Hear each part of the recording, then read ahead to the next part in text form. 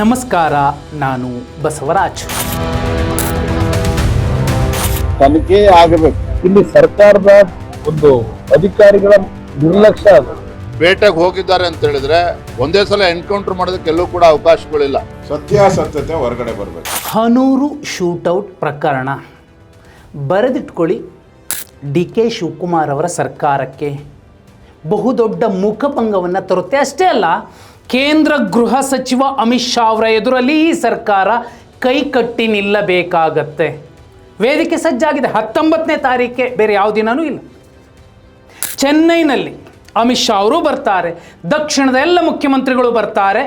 ಅವತ್ತಿನ ದಿನ ಮತ್ತೊಂದು ರಾಜ್ಯದ ಮುಖ್ಯಮಂತ್ರಿಯ ಎದುರಲ್ಲಿ ಒಂದೋ ಕ್ಷಮೆ ಕೇಳಬೇಕಾಗತ್ತೆ, ಅಥವಾ ಅವರಿಗೆ ಬೇಕಾದ ರೀತಿಯಲ್ಲಿ ಈ ಪ್ರಕರಣವನ್ನು ಸದುಪಯೋಗಪಡಿಸಿಕೊಳ್ಳಬಹುದು.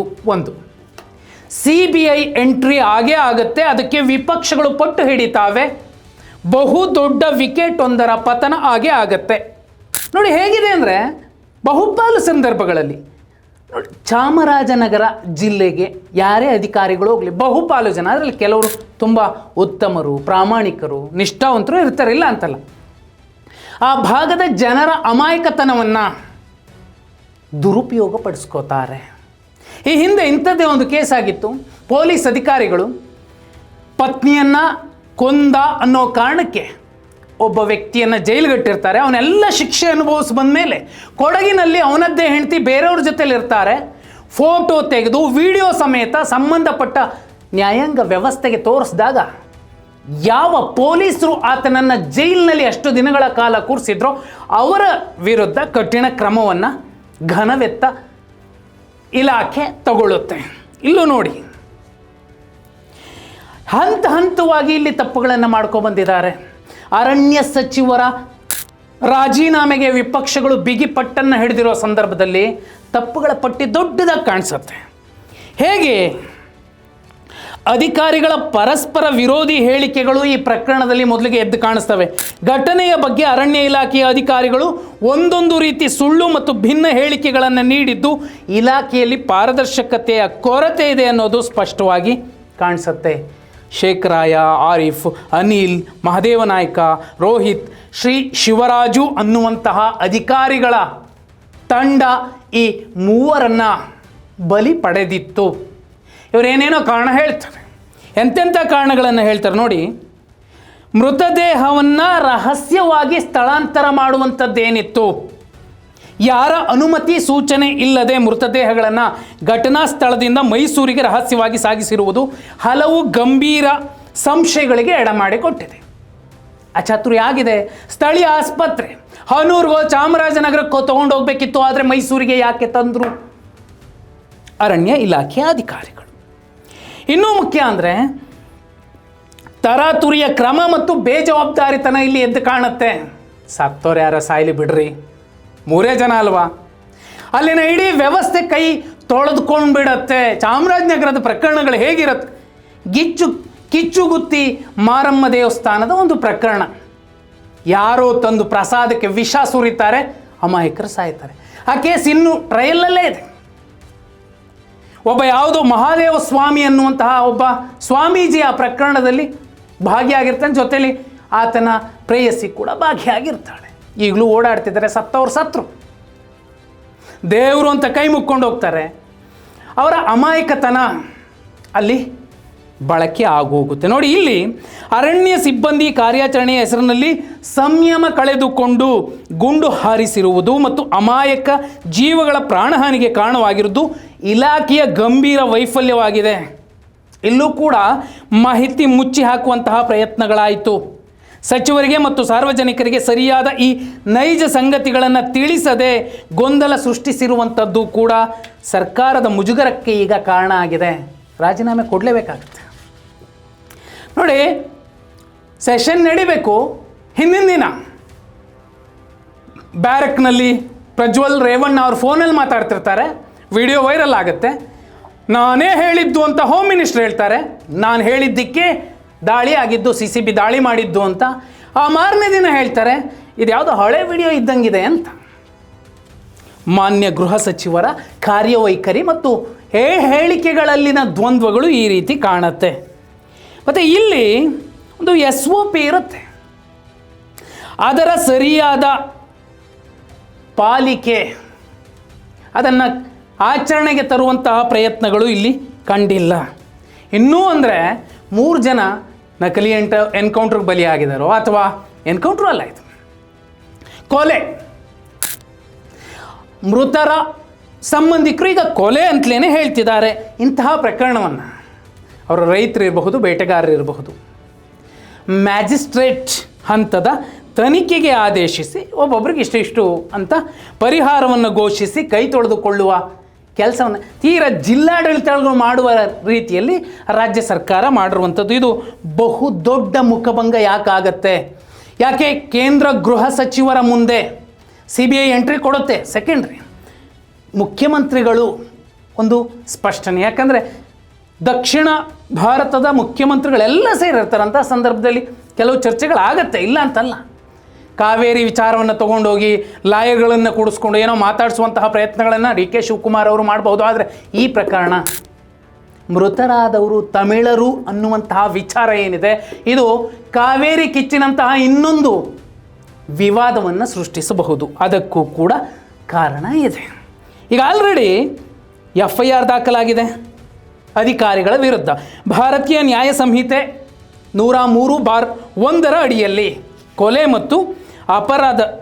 ಅಪರಾಧದ ಉಲ್ಲಂಘನೆ, ಮೃತರ ಕುಟುಂಬದವರು ಅಂದರೆ ಆಂಟೋನಿ ಸ್ವಾಮಿ ಅವರ ಪತ್ನಿ ಲೂರ್ದು ಮೇರಿ ಅವರು ಕೊಟ್ಟಿರುವಂತಹ ದೂರಿನ ಅನ್ವಯ ಕೇಸಾಗಿದೆ. ನೋಡಿ, ಇಲ್ಲಿ ಇಷ್ಟೆಲ್ಲ ಎಡವಟ್ಟುಗಳನ್ನು ಮಾಡ್ಕೊಂಬಂದರು ಅಧಿಕಾರಿಗಳು. ಆರಂಭದಲ್ಲಿ ಹೇಳ್ತಾರೆ, ಆತ್ಮರಕ್ಷಣೆಗಾಗಿ ಗುಂಡು ಹಾರಿಸಿದ್ವಿ. ಎಲ್ಲಿಗೆ ಹಾರಿಸ್ಬೇಕು? ಗಾಳಿಗೆ ಹಾರಿಸ್ಬೇಕು. ಆಯಿತು, ಆಗಲಿಲ್ಲ. ಆರಂಭದಲ್ಲಿ ಮೊದಲಿಗೆ ಮಾಡಬೇಕಾಗಿರೋದು ಒಂದು ವಾರ್ನಿಂಗ್ ಕೊಡಬೇಕು, ಕೊಟ್ಟಿಲ್ಲ. ಆನಂತರದಲ್ಲಿ ಗಾಳಿಯಲ್ಲಿ ಗುಂಡು ಹಾರಿಸ್ಬೇಕು, ಅದಾಗಿಲ್ಲ. ಕಾಲು ಗುಂಡು ಅದೂ ಆಗಿಲ್ಲ. ಒಂದೇ ಸಲ ಹೊಡೆದಿದ್ದಾರೆ, ತುಂಬ ಹತ್ತಿರದಿಂದ ಹೊಡೆದಿದ್ದಾರೆ ಅನ್ನುವಂತಹ ಒಂದು ವೈದ್ಯಕೀಯ ವಿಚಾರಗಳು ಇನ್ನೂ ಮುಂದೆ ಈ ಪ್ರಕರಣವನ್ನು ಎಲ್ಲೆಲ್ಲಿಗೂ ಎಳ್ಕೊಂಡು ಹೋಗುತ್ತೆ. ಇದಕ್ಕಿಂತಲೂ ಇವರು ಮಾಡಿರುವಂತಹ ತಪ್ಪುಗಳು, ಅಲ್ಲಿ ಚಪ್ಪಲಿ ಇದ್ವು, ಅವರು ಬಂದಿದ್ರು ಅನ್ನೋದಕ್ಕೆ ಹೊಸ ಚಪ್ಪಲಿ, ಬಳಸದೇ ಇರುವಂತಹ ಚಪ್ಪಲಿ, ಕಾಡಲ್ಲೊಂದು ಸಣ್ಣ ಮಣ್ಣಿನ ಧೂಳು ಕೂಡ ಮೆತ್ತಿಕೊಳ್ಳದೇ ಇರುವಂತಹ ಚಪ್ಪಲಿನ ತೊಗೊಬಂದು ಸಬ್ಮಿಟ್ ಮಾಡಿರುವಂಥದ್ದು ಇದೆಯಲ್ಲ, ಆ ಅಧಿಕಾರಿಗಳಿನ್ನೆಂಥ ಬುದ್ಧಿವಂತರು. ಅಂತಹ ಬುದ್ಧಿವಂತರನ್ನು ಯಾವ ಸರ್ಕಾರಗಳು ಆಯ್ಕೆ ಮಾಡಿದ್ವು, ಯಾವ ಪರೀಕ್ಷೆ ಮಾಡಿ ಆಯ್ಕೆ ಮಾಡಿದ್ವು, ಅಥವಾ ಯಾರ ಹತ್ರ ಇಸ್ಕೊಂಡು ಎಷ್ಟೆಷ್ಟು ಆಯ್ಕೆ ಮಾಡಿದ್ರು ಸೆಕೆಂಡ್ರಿ. ಇಲ್ಲಿ ನೋಡಿ, ಒಂದು ಸ್ಟ್ಯಾಂಡರ್ಡ್ ಆಪರೇಟಿಂಗ್ ಪ್ರೊಸೀಜರ್ ಅಂತ ಇರುತ್ತಲ್ಲ, ಗಾಳಿಲಿ ಗುಂಡಾರಿಸಿಲ್ಲ, ಕಾಲ್ಗೊಡ್ದಿಲ್ಲ, ಏಕಾಏಕಿ ಜೀವ ತೆಗೆದಿದ್ದಾರೆ. ಈ ಪ್ರಕರಣದಲ್ಲಿ 3 ಸ್ಥಳದಲ್ಲೇ ಅಥವಾ ಆಸ್ಪತ್ರೆಗೆ ಸಾಗಿಸುವಾಗ ಮೃತಪಟ್ಟಿದ್ದರಿಂದ ಇಲಾಖೆಯು ಈ ಹಂತದ ನಿಯಮಗಳನ್ನು ಗಾಳಿಗೆ ತೂರಿ ನೇರವಾಗಿ ಪ್ರಾಣಕ್ಕೆ ಕುತ್ತು ತರುವಂತೆ ಗುಂಡು ಹಾರಿಸಿದೆ ಎಂಬ ನಿಯಮ ಉಲ್ಲಂಘನೆಯ ಆರೋಪ ಕೂಡ ಇಲ್ಲಿ ಕೇಳಿಬರುತ್ತೆ. ಮಾನವ ಹಕ್ಕುಗಳು, ರಾಷ್ಟ್ರೀಯ ಮಾನವ ಹಕ್ಕುಗಳ ಆಯೋಗ ಎಂಟ್ರಿ ಕೊಡಲೇಬೇಕಾಗತ್ತೆ. ಈ ನಂತರದಲ್ಲಿ ನೋಡಿ, ಅರಣ್ಯ ಇಲಾಖೆಯ ಅಧಿಕಾರ ವ್ಯಾಪ್ತಿಯ ಅತಿರೇಕ ಎಂಥದ್ದು ಅನ್ನೋದು ಸ್ಪಷ್ಟ ಆಗತ್ತೆ. ಕಾಡಿಗೆ ಬಂದರು ಅನ್ನೋ ಕಾರಣಕ್ಕೆ ಎಲ್ಲರನ್ನೂ ಶೂಟ್ ಮಾಡ್ತಾ ಹೋದರೆ ಏನಾಗಬಹುದು ನೋಡಿ. ಇಲ್ಲಿ ತಮಿಳುನಾಡು ಮುಖ್ಯಮಂತ್ರಿ, ಇದೇ ಕಾಂಗ್ರೆಸ್ನವರ ಬೆಂಬಲದಿಂದ ಮುಖ್ಯಮಂತ್ರಿ ಆದರೂ ಅದು ಸೆಕೆಂಡ್ರಿ, ಅದನ್ನು ಆಮೇಲೆ ಮಾತಾಡೋಣ. ಜೋಸೆಫ್ ವಿಜಯ್ ಅವರು ಇದನ್ನು ನರಮೇಧ ಅಂತ ಕರೆದಿದ್ದಾರೆ. ಕರ್ನಾಟಕ ಅರಣ್ಯ ಇಲಾಖೆ ನೀಡಿರುವ ಸಮರ್ಥನೆಗಳು ಒಪ್ಪಿಕೊಳ್ಳಲು ಸಾಧ್ಯವಿಲ್ಲ ಎಂದಿರುವ ಅವರು ಸಂತ್ರಸ್ತ ತಮಿಳು ಕುಟುಂಬಗಳಿಗೆ ನ್ಯಾಯ ಸಿಗಬೇಕು ಅಂತ ಆಗ್ರಹಿಸಿದ್ದಾರೆ. ಅವರದ್ದೇ ಮೈತ್ರಿ ಸರ್ಕಾರದ ಮುಖ್ಯಮಂತ್ರಿ ನರಮೇಧ ಅಂದಾಗ ರಾಜ್ಯದ ವಿಪಕ್ಷಗಳು ಅಧಿವೇಶನದಲ್ಲಿ ಮಂಡಕ್ಕಿ ತಿಂತ ಕೂರಕ್ಕಾಗಲ್ಲ, ಕೇಳ್ತವೆ, ಇದು ನರಮೇಧ, ಮಾತಾಡಬೇಕಾಗತ್ತೆ. ನೋಡಿ, ಇಲ್ಲಿ ಮೃತರ ಭಾಷಾ ಮತ್ತು ಪ್ರಾದೇಶಿಕ ಹಿನ್ನೆಲೆ ಏನಿದೆ, ಆಂಟೋನಿ ಸ್ವಾಮಿ, ಪೀಟರ್, ಕುಮಾರ್ ಕರ್ನಾಟಕದ ಹನೂರು ತಾಲೂಕಿನ ಗ್ರಾಮಸ್ಥರೇ ಆದರೂ ಅವರು ತಮಿಳು ಮೂಲದವರಾಗಿದ್ದಾರೆ. ಗಡಿಭಾಗದಲ್ಲಿ ಇಂತಹ ಘಟನೆಗಳು ನಡೆದಾಗ ಅದು ತಕ್ಷಣವೇ ಕನ್ನಡಿಗರು ವರ್ಸಸ್ ತಮಿಳರು ಅಂತ ಚೇಂಜ್ ಆಗುತ್ತೆ. ಎರಡೂ ರಾಜ್ಯಗಳ ಹಿತಾಸಕ್ತಿಯ ಭಾಷಾ ಮತ್ತು ಪ್ರಾದೇಶಿಕತೆಯ ರೂಪ ಪಡ್ಕೊಳ್ಳುತ್ತೆ. ನೋಡಿ, ಇಂತಹ ಎದೆಗಾರಿಕೆಯನ್ನು ಅವತ್ತು ವೀರಪ್ಪನಿದ್ದಾಗ ತೋರಿಸಿದ್ದಿದ್ರೆ, ಯಾವನೊಬ್ಬ ಕರ್ನಾಟಕದ ಕಾನ್ಸ್ಟೇಬಲ್ ಅವನು ವೀರ ಕನ್ನಡಿಗ ಆಗಿರ್ತಿದ್ದ. ಯಾರೋ ಪಾಪ ರೈತರು ಅಂತ ಇದುವರೆಗೂ ಹೇಳಲಾಗ್ತಿರುವಂತಹ ವ್ಯಕ್ತಿಗಳು ಹೋದಾಗ ಶೂಟೌಟ್ ಆಗಿರುವಂಥದ್ದು. ನೋಡಿ, ಇಲ್ಲಿ ಕೇಂದ್ರೀಯ ತನಿಖಾ ಸಂಸ್ಥೆ ಅಥವಾ ಎಂಟ್ರಿ ಆಗಬಹುದು. ದೊಡ್ಡ ಮೊತ್ತದ ಪರಿಹಾರಕ್ಕೆ ಒತ್ತಾಯ ಶುರುವಾಗತ್ತೆ. ಈಗ ಆಲ್ರೆಡಿ ತಮಿಳುನಾಡಿನ ಪ್ರಮುಖ ರಾಜಕೀಯ ಪಕ್ಷವಾದ PMKಯ ಮುಖ್ಯಸ್ಥ ಡಾಕ್ಟರ್ ಅನ್ಬುಮಣಿ ರಾಮದಾಸ್ ಅವರು ಈ ಪ್ರಕರಣವನ್ನು ಕರ್ನಾಟಕ ಸರ್ಕಾರದ ತನಿಖೆಗೆ ಬಿಡದೆ CBI ತನಿಖೆಗೆ ವಹಿಸಬೇಕು ಅಂತ ಒತ್ತಾಯಿಸಿದ್ದಾರೆ. ಜೊತೆಗೆ ಮೃತರ ಕುಟುಂಬಗಳಿಗೆ ತಲಾ 1 ಕೋಟಿ ರೂಪಾಯಿ ಪರಿಹಾರ ನೀಡುವಂತೆ ಕರ್ನಾಟಕ ಸರ್ಕಾರಕ್ಕೆ ತಮಿಳುನಾಡು ಸರ್ಕಾರ ಒತ್ತಡ ಹಾಕಬೇಕು ಅಂತ ಹೇಳಿದ್ದಾರೆ. 19ನೇ ತಾರೀಕು ಬರ್ತಾರೆ ಚೆನ್ನೈಗೆ ಅಮಿತ್ ಶಾ ಅವರು. ಇಂಥದ್ದೇ ಅಹವಾಲನ್ನು ಅಲ್ಲಿನ ನಾಯಕರು ಕೊಡಬಹುದು ಕೇಂದ್ರ ಗೃಹ ಸಚಿವರಿಗೆ. ಅಷ್ಟೇ ಅಲ್ಲ, ಅಲ್ಲಿಗೆ ಇದೇ ವಿಜಯ್ ಅವರು ಇರ್ತಾರೆ, ಇದೇ ಸದೀಸನ್ ಇರ್ತಾರೆ, ಆ ಕಡೆ ರೇವಂತ್ ರೆಡ್ಡಿ ಇರ್ತಾರೆ, ಚಂದ್ರಬಾಬು ನಾಯ್ಡು ಇರ್ತಾರೆ. ದಕ್ಷಿಣದ ಸಮಸ್ಯೆಗಳ ಚರ್ಚೆಗಳಾಗಬಹುದು, ಕಾವೇರಿ ವಿಚಾರದ ಚರ್ಚೆ ಆಗಬಹುದು. ಅದರ ಜೊತೆಲಿ ಈಗ ಈ ಹನೂರು ಶೂಟೌಟ್ ಪ್ರಕರಣ ಕೂಡ ಚರ್ಚೆ ಆಗಬಹುದು. ನೋಡಿ, ಇದೇನಾಗಬಹುದು,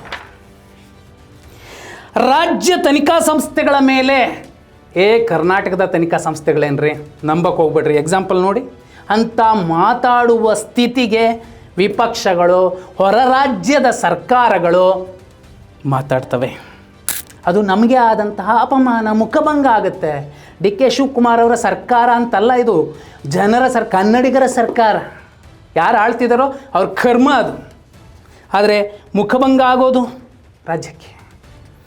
ಕೇಂದ್ರದ ಹಿಡಿತ ಮತ್ತು ರಾಜಕೀಯ ಅಸ್ತ್ರವಾಗಿ ಇದು ಮಾರ್ಪಾಡಾಗಬಹುದು. CBI ನೇರವಾಗಿ ಕೇಂದ್ರ ಗೃಹ ಸಚಿವಾಲಯದ ಅಧೀನದಲ್ಲಿ ಕಾರ್ಯನಿರ್ವಹಿಸುತ್ತೆ.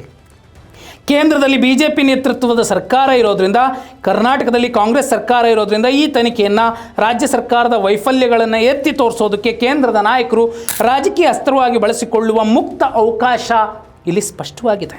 ತನಿಖೆಯ ನೆಪದಲ್ಲಿ ರಾಜ್ಯದ ಹಿರಿಯ ಅಧಿಕಾರಿಗಳು ಅವರನ್ನು ವಿಚಾರಣೆಗೆ ಒಳಪಡಿಸುವುದು ಸರ್ಕಾರಕ್ಕೆ ತೀವ್ರ ಮುಜುಗರ ತರಲಿದೆ. ಅಷ್ಟೇ ಅಲ್ಲ, ಪ್ರಭಾವಿ ನಾಯಕರು, ಸೀನಿಯರ್ ಲೀಡರ್ ರಾಮಲಿಂಗಾರೆಡ್ಡಿ ಅವರ ರಾಜೀನಾಮೆ ಕೂಡ DK ಶಿವಕುಮಾರ್ ಅವರಿಗೆ ಬಹುದೊಡ್ಡ ಮುಖಭಂಗ. ಅವರು ಹೇಳಿದ್ರು, ನಾವಿಬ್ಬರು ಕ್ಲಾಸ್ಮೇಟ್ಸ್ ಅಂತ.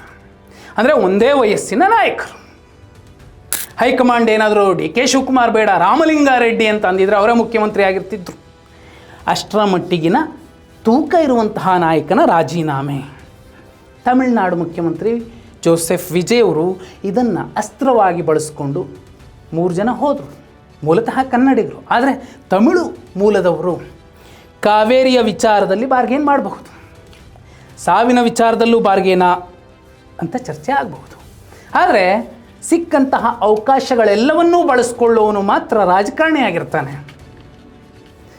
ಆತನ ರಾಜ್ಯದ ಹಿತ ಕಾಪಾಡೋದಕ್ಕೋಸ್ಕರ ಬಳಸಿದ್ರೆ ತಪ್ಪೇನು, ಅದೇನೇ ಇರಬಹುದು. ಆದರೆ ಈ ಪ್ರಕರಣಕ್ಕೆ CBI ಎಂಟ್ರಿ ಕೊಟ್ಟರೆ, ಕೇಂದ್ರ ಗೃಹ ಸಚಿವರ ಎದುರಲ್ಲಿ ಇಂಥದ್ದೊಂದು ಚರ್ಚೆ ಬಂದರೆ, ಜೋಸೆಫ್ ವಿಜಯ್ ಅವರು ಈಗಾಗಲೇ ಕಾವೇರಿ ವಿಚಾರದಲ್ಲಿ ಅವರ ರಾಜ್ಯದ ಹಿತ ಅವ್ರು ಕಾಯಬೇಕು.